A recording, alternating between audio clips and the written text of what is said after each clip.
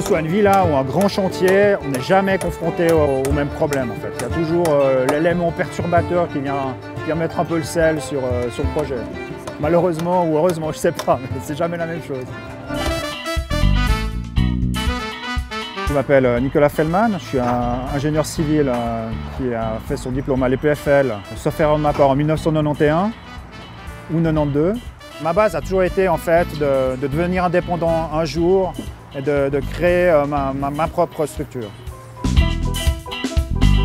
On fait tout, on peut être appelé pour réaliser une porte dans un vieux mur moellon, comme la réalisation d'un immeuble administratif qui va accueillir plusieurs centaines d'usagers. Bon, la partie la plus intéressante, c'est la partie où on sort du bureau, on est sur le chantier, où on voit se réaliser en fait ce qu'on a conçu souvent des longs mois, des longues années à l'avance, quand le projet entre véritablement dans sa phase d'exécution. C'est ce que je considère moi comme plus intéressant.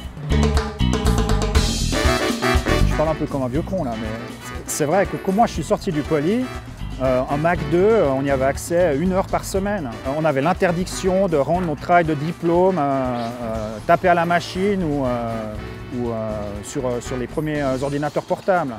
Quand j'ai commencé à travailler, c'était les, je ne sais plus comment ça s'appelait, ces disquettes qui étaient grosses comme ça, c'était les floppy disks. C'était limite encore les cartes perforées. Pour un chantier comme celui qui est derrière moi, qui est quand même un chantier relativement important, c'est 2 dessinateurs pendant 6 mois en moyenne. Alors qu'il y a peut-être 20 ans, j'imagine qu'il y a une dizaine de dessinateurs auraient travaillé dessus. J'essaye de concilier le sport avec la vie de bureau. En 2009, le bureau est parti à New York faire le marathon. Bon, les meilleurs ont couru aux 3 heures, les moins bons 6h30. Je dirais pas où je me situe, mais globalement à peu près au milieu. Ça a l'avantage de créer une ambiance que, en tout cas, moi j'estime très, très sympa, puisque malgré tout, tout le monde en parle relativement fréquemment, aux pauses, à l'extérieur du bureau. Certains vont s'entraîner ensemble. Enfin, ça crée une dynamique que je trouve intéressante. Cette année, on a été faire le semi-marathon de Montréal. Et l'année prochaine, là, on essaie chaque fois d'élever un peu le niveau. On part faire la Diagonale des Fous sur l'île de la Réunion, qui est un ultra trail où là, sauf erreur, c'est 93 km de course avec 5000 mètres de dénivelé positif dans la jungle.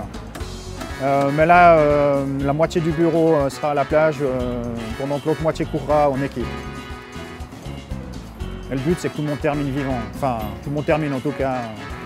Et apte à reprendre le travail la semaine d'après. C'est un challenge pour moi, ouais.